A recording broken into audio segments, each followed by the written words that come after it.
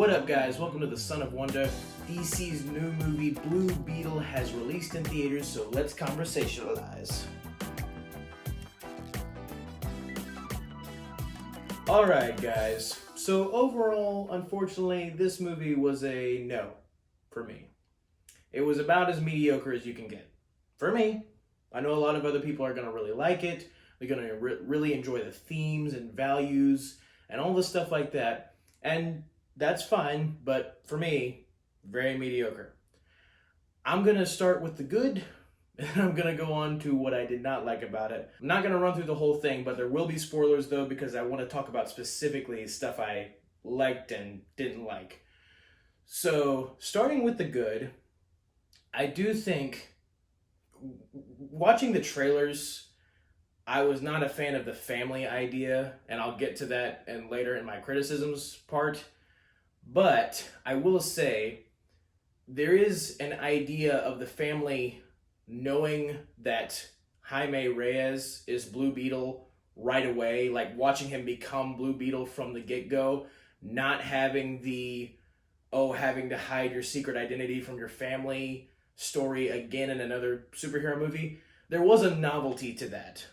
I wasn't sure how I was going to feel about that part. I wasn't sure how I was going to feel about the family just knowing automatically, because I am so used to the whole secret identity thing.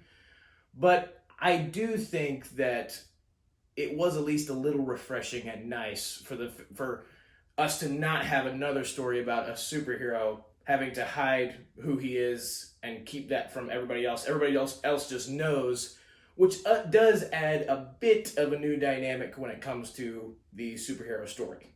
Other thing I liked in here were the action sequences. I thought that they used a lot of, there was some kung fu style moves that they were using in some earlier fight scenes, and the way they use Blue Beetle's powers, like Blue Beetle's ability to change his arms into any weapon he wants. I thought they used that fairly creatively. And it did provide for some pretty cool action sequences, him flipping guys over, blasting guys, stunning guys. Lots of that was really neat. I like the way they incorporated his abilities. I did like how they incorporated some martial arts in the fights, because the star of the Blue Beetle movie, I'll put his name in the video, the star of it also stars in the TV series Cobra Kai, which is a continuation of the original Karate Kid franchise. And I like that they incorporated some of the martial arts from that show into this movie. They toyed with that a little bit, and that I did appreciate. Also, there were a few funny moments for me. A lot of other people probably laughed out loud during the entire thing. I did not get a ton of laughs, but the ones that made me laugh, I did find fairly amusing. The one laugh out loud moment for me, though, in the theater was when Jaime Reyes, Blue Beetle, is having a conversation with his love interest in the movie. She tells him that her mom died, and she has a lot of, sad emotions concerning that. And her and Jaime are starting to connect with each other, and they're about to kiss, and then Jaime's uncle interrupts the kiss, and the first thing out of Jaime's mouth is, "Her mom died." I found that very funny because I didn't expect it at all. That was one piece of humor in the movie that I did not see coming. Like, the first thing coming to someone's mind when they notice that one of their family members is about to see them kiss a girl is, "Her mom died." It's like that's his excuse or something. I thought that was really funny. And another thing added to that, it was refreshing that by the end of the movie, Jaime Reyes does get the girl at the end, and he kisses her. And I found that refreshing, mainly because I feel like Hollywood has kind of been trying to steer away from that side of things, and it was actually refreshing to see at the end of this movie, because the old is kind of becoming new again. Like, we've steered away from that so much that I feel like it was back in this movie in a more traditional sense, and I did appreciate that. Last thing that I liked about the movie was there are definitely some father-son themes in this movie, and I really appreciate when movies are willing to do that. We don't get enough of that in Hollywood today. We need more stories, good, well-written stories about fathers and sons and their relationships with one another, how they can make the other person a better person. And the themes that they explore with Blue Beetle's father, Jaime Reyes' father in this movie, are at least well done enough to where I can get some emotion out of it, especially since I had such a good relationship with my dad and he passed away in this movie. Major spoilers, but Blue Beetle's dad does die, and there's, some big emotions to be had out of that, or at least there should be. And that brings me to my criticisms of the movie. And I found this movie very mediocre because, yes, there were a lot of jokes and maybe a few new situations, like the novelty of the family knowing Blue Beetle's secret identity, that I did enjoy. But at the same time, I felt like it's a movie that I'm not going to remember. And that's really disappointing because I feel like I know enough about Blue Beetle as a character, mainly because of the cartoon, The Batman Brave and the Bold, which I highly recommend. It is an awesome cartoon. Me and my family have been rewatching it. It's great. But in that show, they go into some of Blue Beetle's origins and how the scarab works and all those different things. And so because of that show, I knew enough about Blue Beetle going into this movie to know whether they would get certain things right or certain things wrong. And that was actually another thing I liked, is that they did incorporate more of the Blue Beetle lore than I was expecting them to. Because in this movie, it is established that the superhero Blue Beetle, Ted Kord Blue Beetle, already existed in this universe. Which, speaking of universe, I don't know if this is in the DCEU or the DCU.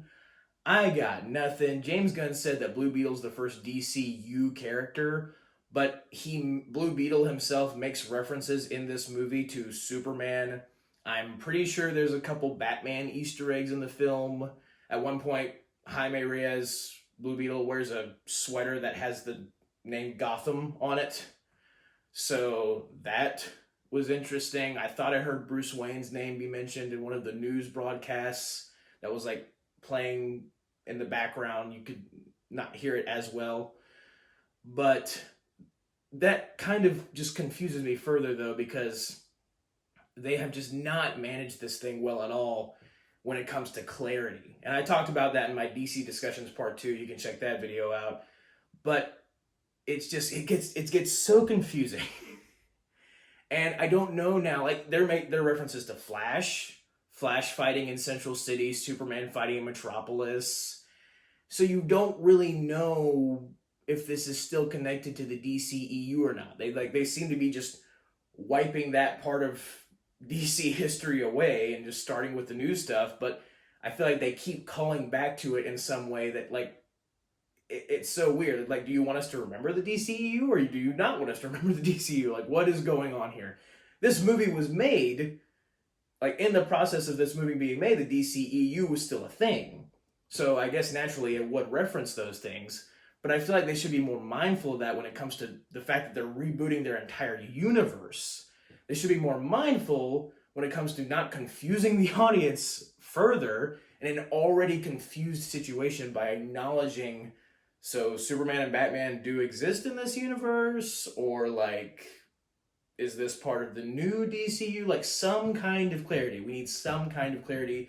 I get that it was a messy situation, but they could do a way better job at making this clearer for us. Anyway, Ted Kord as Blue Beetle already existed in this universe as a superhero. I liked that they incorporated that. They also mentioned Dan Garrett, who was the first Blue Beetle who was able to access the scarab and use its power the same way Jaime Reyes is able to. But Ted Kord was not able to access the Blue Beetle. But he just became a superhero because he was inspired by Dan Garrett, who in the movie they say is his professor. Ted Kord was inspired by Dan Garrett to become a superhero of his own and build his own gadgets, very similar to Batman, even if he couldn't actually harness the power of the scarab, even though he desperately wanted to. He wanted to figure it out. And that brings me to my criticism, is that Ted Kord is I would say, well-respected superhero in the DC fan base. At least I think so. I respect him a lot because he's the second original Blue Beetle, I guess you could say. But he is portrayed in this movie like that you never see him, but apparently he disappeared at some point. Nobody knows what happened to him. They portray it like he abandoned his daughter, who is Jaime Reyes' love interest in the movie, Jennifer Cord. And they portray it like he abandoned his daughter, and she feels abandoned. She feels like he was never there for her because he was so obsessive about the blue beetle, the actual scarab, the beetle. And I wish that they would have portrayed him in a better light. There's also a moment where they say that the villain in this movie is Victoria Cord, who is Ted Cord's sister. And there is a moment in the movie where it's stated that apparently Ted's father and Victoria, his daughter, started the company of Cord Industries. And when Ted and Victoria's father died, apparently he left it to Ted instead of Victoria, even though she and he started the company. And it's, it's said that like, oh, that was because of sexism or whatever. And it's very annoying because I feel like you can't watch a movie anymore without one of those lines being added in the movie. Like, why couldn't it have just been like, well, the father already noticed that Victoria was getting a little too power hungry, and maybe he trusted it to Ted. Which it's also stated that Ted wanted to take the company of Cord Industries into a better direction, like one that wasn't making weapons and being bad guys, because Cord Industries is basically the bad guy in this movie because it's being run by Victoria Cord, the main bad guy. And it's just stupid to me that they would make sexism the reason for the company being given to Ted instead of Victoria, rather than make it a much more sophisticated, nuanced reason. It's just like that's the go-to excuse for any kind of thing like that. It's either sexism or racism or all these different things. Like, nobody wants to think about it any further than that. And that is extremely annoying. But continuing on, I didn't like the way Ted Cord's, or at least his memory, was portrayed. Even though they do have a lot of funny moments, I didn't feel like it was as funny as they were trying to be. Like, they were really trying to make the family like really funny and like a joke every second with them and all that. But to me, I never was laughing as much as I felt like the movie wanted me to laugh.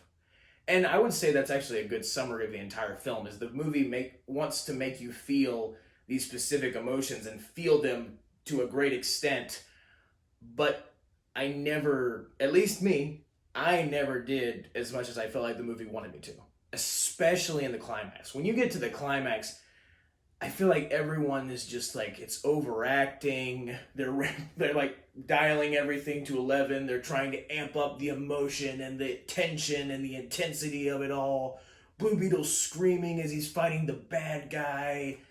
And like the bad guy, the other bad guy, not Victoria Cord, but the servant of Victoria Cord, I believe his name is Carapace, but I'm not sure about that. I'll put it in the video if I'm wrong. But this other bad guy is a servant of Victoria Cord, and Victoria Cord apparently basically gave him cyborg parts as part of her program to make a cyborg army, basically. Obviously, same super criminal thing. Take over the planet, all that stuff. At least that's what seems like what she's wanting to do. She never says that overtly, but it seems like the generic bad guy plan. And he's the servant of her. He was like her first test subject in that matter, in the cyborg stuff. And he has his own backstory that they never flesh out until like 5 seconds before he dies. So Blue Beetle fights Carapace, and by this time, Blue Beetle's dad has already died. Blue Beetle thinks his uncle has been killed. Blue Beetle's ticked. But he's like just screaming constantly. He's like, ah.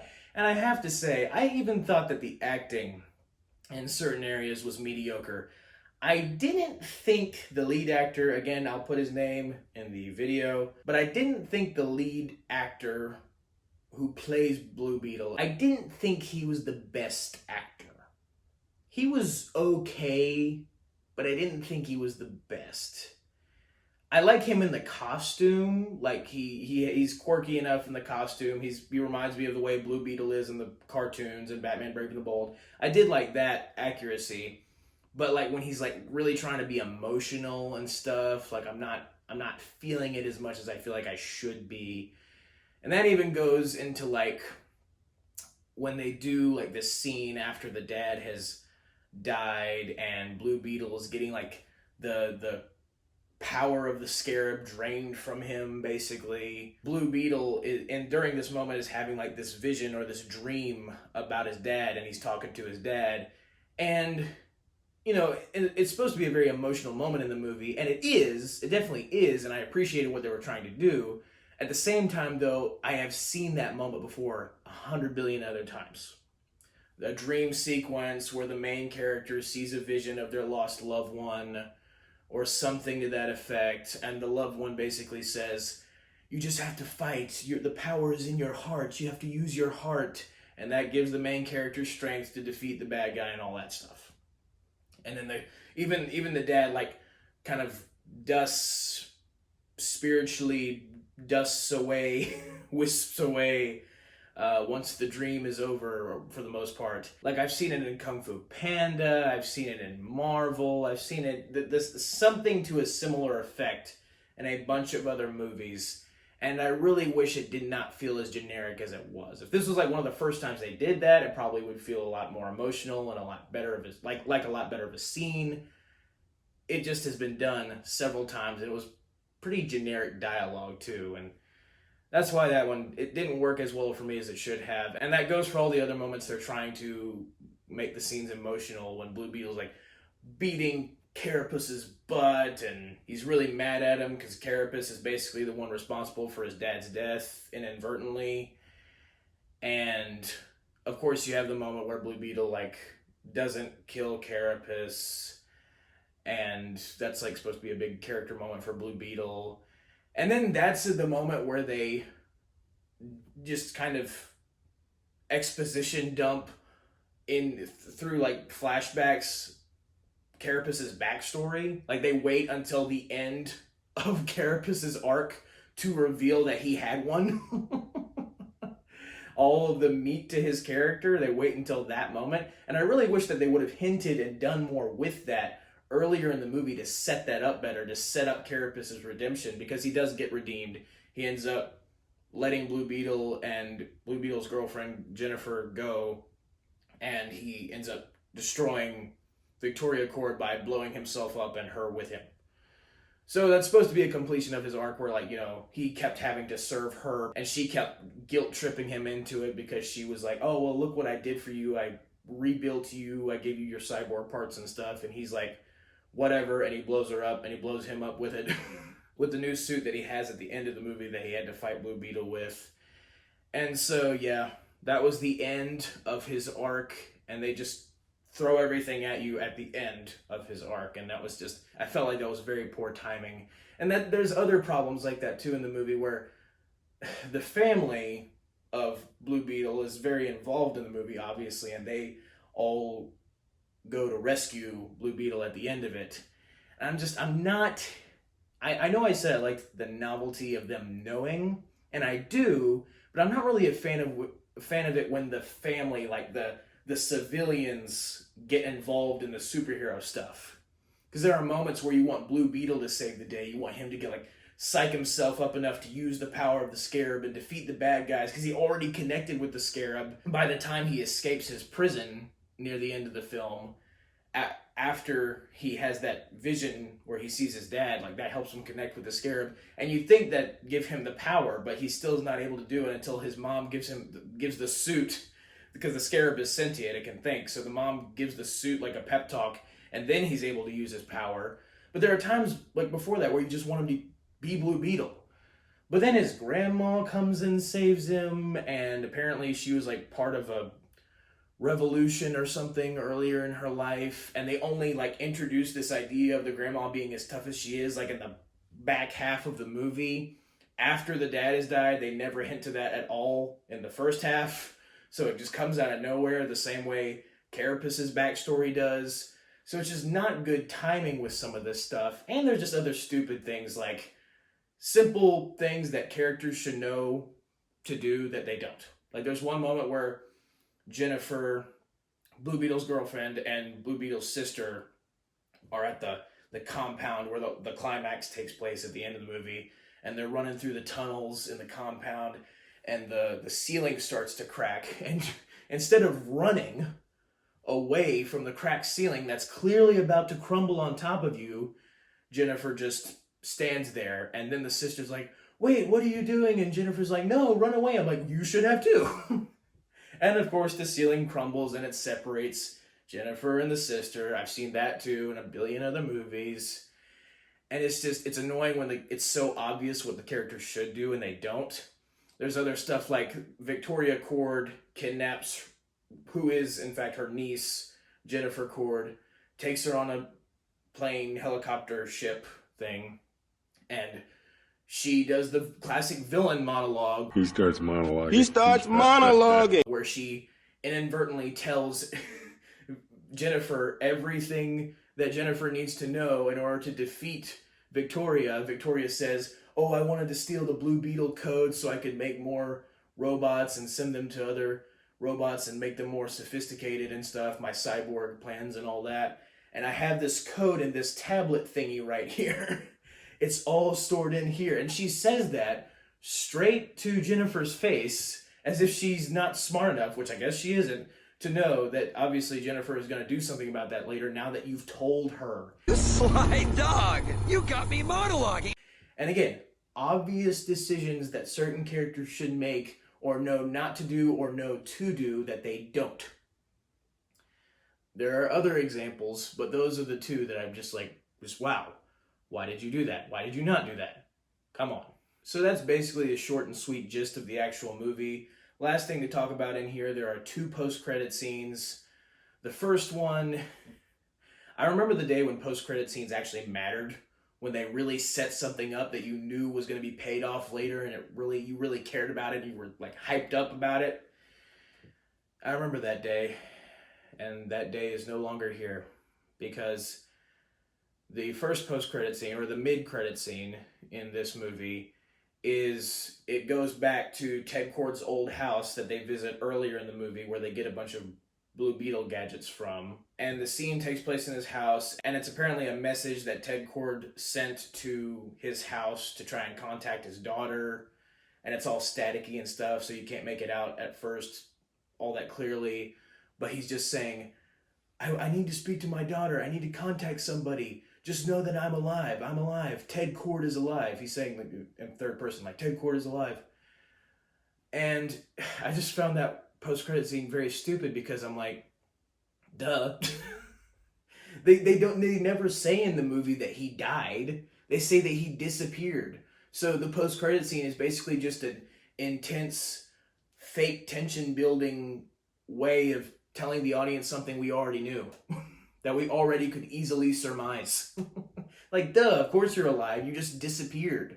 That's not news. You're like, oh, Ted Kord is alive. Yeah, sure. And also it feels weird that they're trying to set that up, because I feel like we don't even know if we're going to get a Blue Beetle 2 or not. I mean, I guess at some point, because Blue Beetle is the first DCU character. But I mean, who knows when that's going to get paid off. So it just feels, it feels like it doesn't matter at this point. And then the post-credit scene, the one that takes place at the end of the credits, is just a continuation of a funny thing that happened during the actual movie that literally did not matter at all, didn't make me laugh. In fact, I think it probably is the stupidest post-credit scene I've ever seen for a film, just because of how much it did not matter at all. I thought the very last post-credit scene at the end of the Flash movie was bad. This one was worse. So, unfortunately, I thought this movie tried way too hard at certain times to make me feel things that I just wasn't feeling. There was some overacting. They were really trying to ramp up the emotion that I just wasn't fully invested in. It was just too generic. And overall, just as a superhero movie, I've seen others like it. So, not a fan of the Blue Beetle, unfortunately. And that's the next superhero thing this year in a long line of ones that I just, unfortunately, was disappointed in. So, I'm hoping Aquaman 2 is good. I mean, I am almost 100% certain that Marvel's won't be good. I don't even believe I'll be reviewing that one. I have zero faith in that movie. I have some faith in Aquaman too, but even now I'm a little skeptical. And at this point, both the MCU and the DCU are just like, the MCU's just gotten bad and the DCU's just gotten way too confusing. And one just needs to get either better or clearer. Just like, I need some universe. Like, Star Wars isn't in a great place either, so I need one of my universes to get really good again, consistently good, and not just, oh, we're good, oh, we're bad, oh, we're good, or we're bad, or we're good, or we're bad. Or we're just consistently bad. So, that is my review for Blue Beetle. Thank you guys for watching. Have a very blessed day. May the Lord be with you. May the Force be with you. Goodbye. And that's a wrap.